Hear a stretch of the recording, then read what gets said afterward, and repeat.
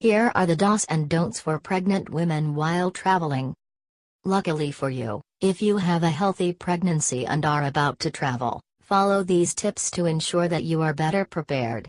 Do pack your medical file containing your latest ultrasound report, your prescription and prenatal records.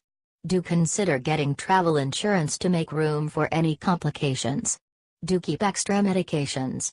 Do share your doctor's contact details with the people traveling with you. Do ask your doctor about any immunization you need. Don't lift heavy luggage.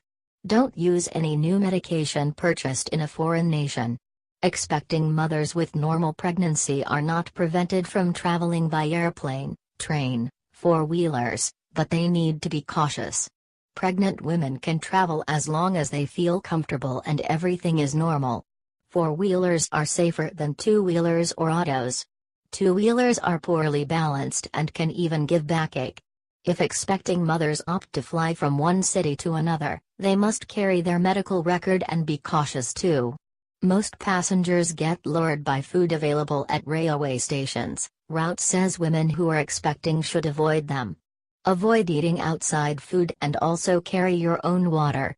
If you choose to buy mineral water, make sure it is sealed.